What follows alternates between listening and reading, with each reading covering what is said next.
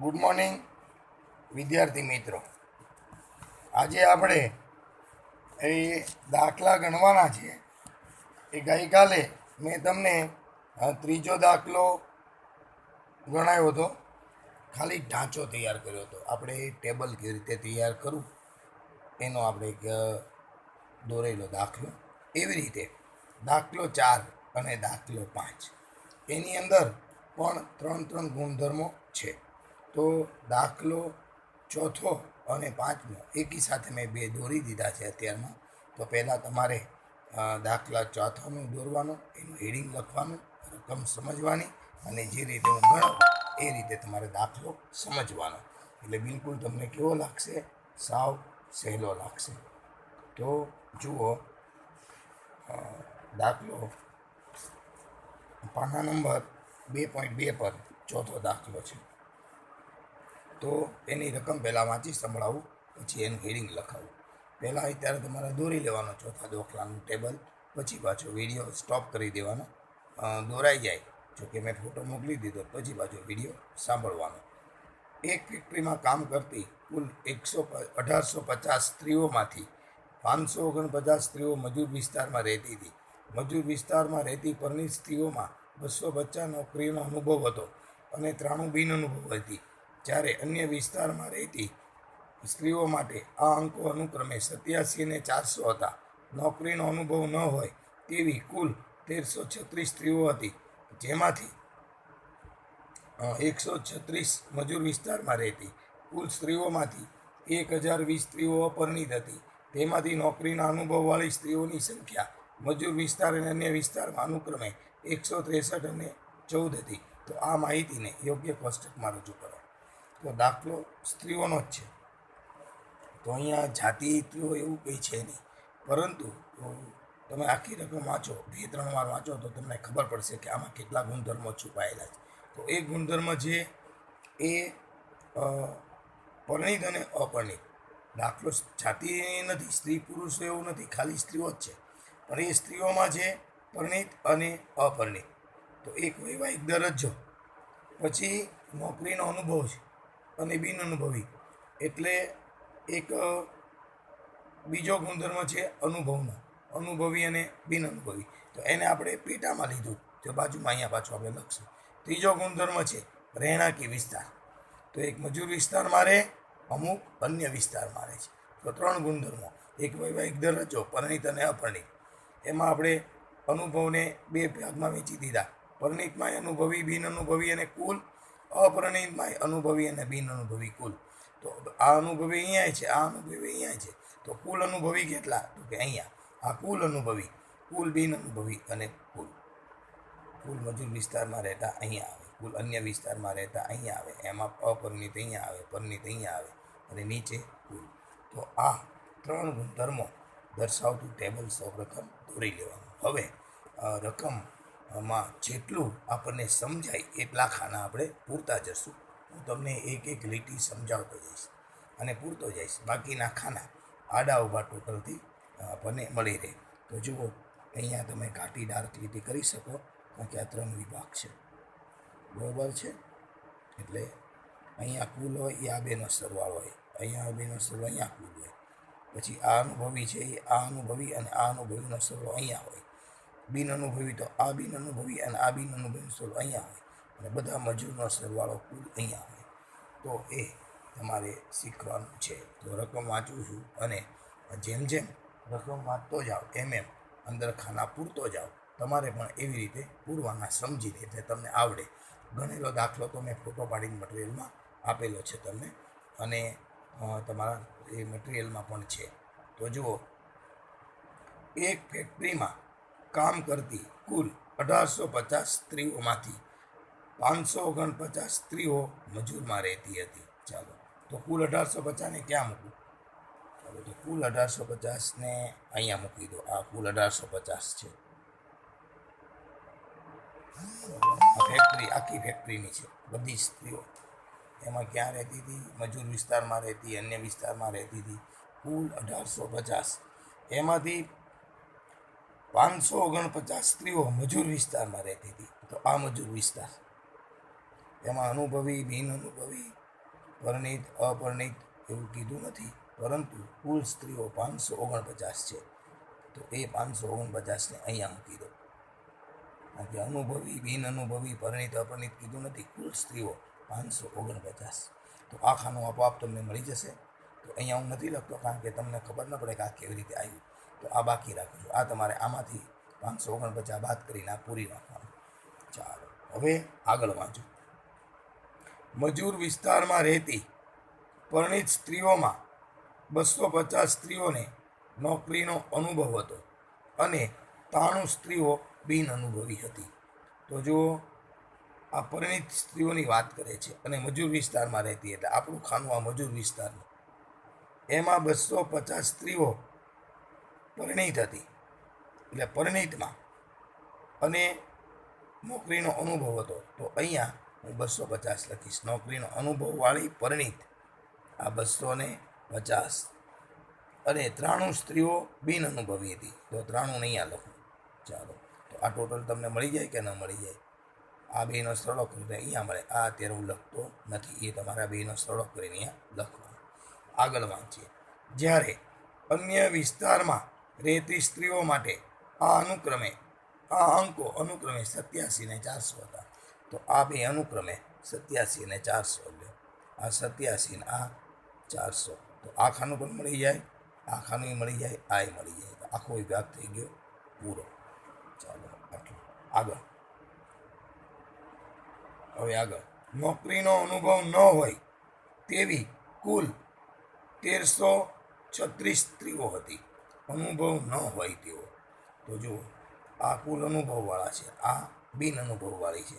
તો કુલ અનુભવ ન હોય એવા હતી 1336. તો એ અહીંયા લખું, કુલ બિન અનુભવી આ 1336. તો અહીંયા મેં લખી નાખી 1336, જેમાંથી 136 મજૂર વિસ્તારમાં રહેતી હતી. તો અહીંયા 136 લખી નાખું. ચાલો, તો આ ખાનું તમારે આપોઆપ પૂરાઈ જાય. આ ખાનું આપોઆપ તમારે પૂરાઈ જશે. આગળ વાંચીએ. કુલ સ્ત્રીઓમાંથી 1020 સ્ત્રીઓ અપરિણીત હતી.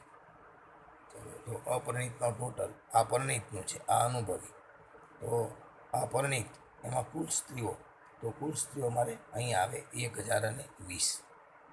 આ 1020 હતી. તેમાંથી નોકરીના અનુભવવાળી સ્ત્રીઓની સંખ્યા મજૂર વિસ્તાર અને અન્ય વિસ્તારમાં અનુક્રમે 163 અને 14 હતી. તો અનુભવવાળી કીધું છે, આ 163 અને અનુભવવાળી. એક મિનિટ. કુલ સ્ત્રીઓ અપરિણીત હતી, એટલે આ અપરિણીતની વાત છે. 1020 તેમાંથી, એટલે અપરિણીત વાત છે, તેમાંથી એટલે 1020માંથી નોકરીના અનુભવવાળી સ્ત્રીઓની સંખ્યા, એમાં પાછા અનુભવવાળી, એટલે અહીંયા આ અનુભવવાળીમાં મજૂર અને અન્ય વિસ્તારમાં અનુક્રમે 163 અને 114 હતી. 163 અને 14 હતી. તો અનુભવવાળી આ 163 અને આ 14. ચાલો, તમને આટલું રકમમાંથી આપી છે. તો હવે બાકીના ખાના આપણને મળી જાય. આ બેનો સળગો તો આ મળે. પછી તમને અહીંયા કીધું છે 549. આ બેનો ટોટલ કરો તો અહીંયા કુલ મળી જાય. તો 549માંથી આ કુલ બાદ કરો તો આ મળે. આ કુલ વત્તા આ કુલ, આ બાકીના ખાના તમારે ટોટલ કેલ્સીથી મૂકી દેવાના. રકમ પ્રમાણે આપણને આટલા ખાનાથી આ દાખલો આપણને આખો આવડી ગયો.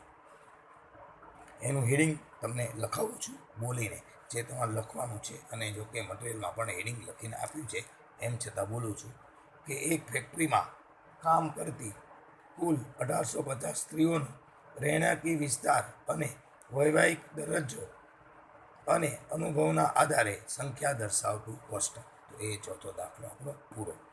હવે પાંચમો દાખલો છે. તો પાંચમા દાખલામાં પણ 3 ગુણધર્મો છે. એક કેળવણીનો, તો કેળવેલા કારીગર, બિન કેળવેલા. પછી એક જાતિનો છે, સ્ત્રી અને પુરુષ. તમે જાતે અહીંયા લખી શકો સ્ત્રી પુરુષ, તો કેળવાયેલા બિન કેળવા અહીંયા આવે, તો પેટા વિભાગ પાછો અહીંયા આવે. અને વર્ષ છે 11, 12, 13 અને 14. કોઈકને એમ લાગે કે બહુ મોટો દાખલો, પણ હકીકતમાં બહુ મોટો નથી. 4 દાખલા છે, એક 2011નો, એક 2012નો, એક 2013નો અને એક 2014નો. એટલે આ બિલકુલ સરળ દાખલો છે. એનું હેડિંગ બોલું કે એક ખાનગી કંપનીમાં જુદા જુદા વર્ષ અનુસાર જાતિ અને કેળવણી અનુસાર કારીગરોની સંખ્યા દર્શાવતું કોષ્ટક. તો જુઓ દાખલો 5, એ તમારે પાના નંબર 42 પર છે. એનું કોષ્ટક પણ તમારે દોરી લેવાનું છે. આ 3 ગુણધર્મ કેળવણી, જાતિ અને વર્ષ. હવે રકમ વાંચતો જાઉં છું અને માહિતી મૂકતો જાઉં, જે ઓટોમેટિક તમને આવડશે. અહીંયા બીજા સરવાળા નથી કરવાના, માત્ર વર્ષ વાઇઝ દાખલો છે. તો જુઓ, એક ખાનગી કંપનીમાં વર્ષ 2011ના વર્ષમાં 1250 કેળવાયેલા અને 450 બિન કેળવાયેલા કારીગરો હતા. તો 11ની જ વાત કરે. જો કેળવાયેલા કેટલા કીધા? 1250. તો કેળવાયેલા અહીંયા લખું, આ 1250. અને બિન કેળવાયેલા 400 હતા. તો એ બિન કેળવાયેલા કુલ આ 400 ને અહીંયા લખું.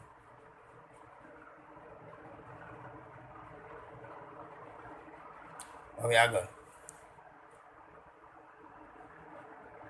220 સ્ત્રી કારીગરો હતી, જેમાંથી 140 બિન કેળવાયેલી હતી.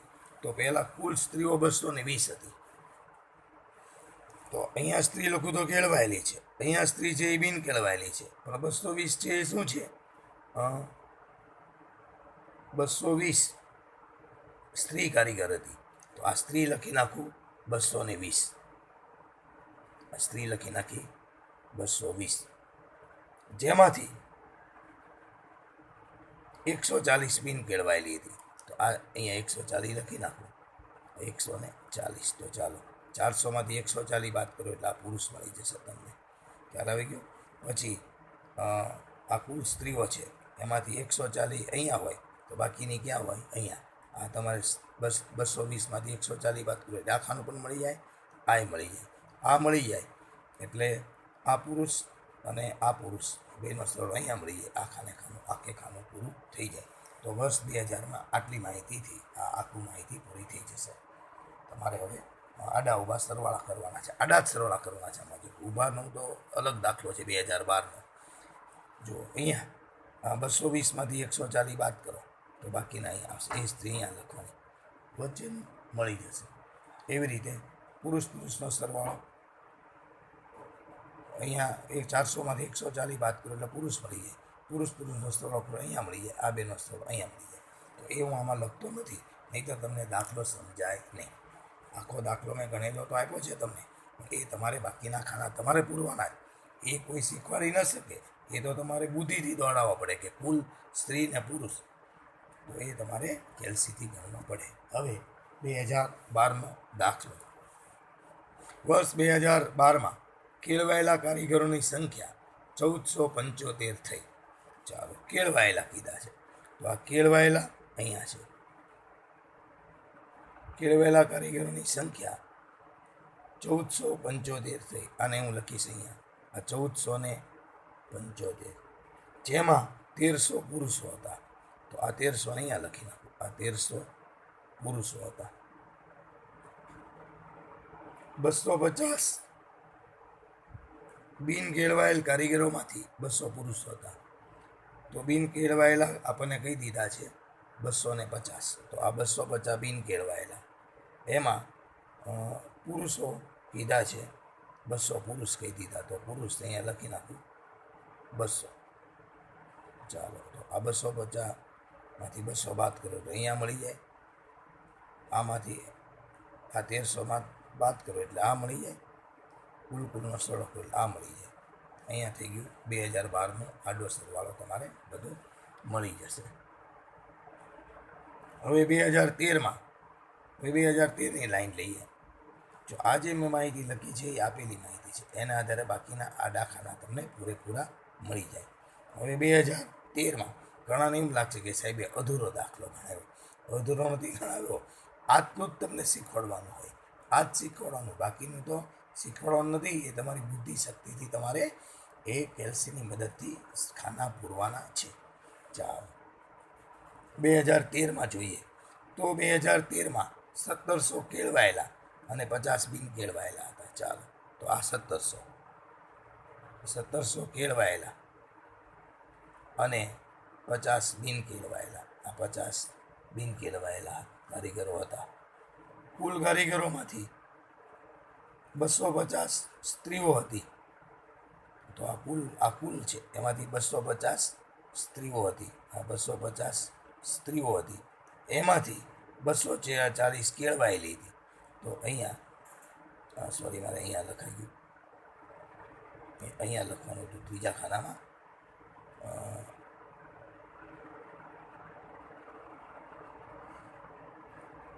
2013 ફરી વખત વાંચું છું, મારે અહીંયા ભૂલ થઈ ગઈ ને. તો જુઓ,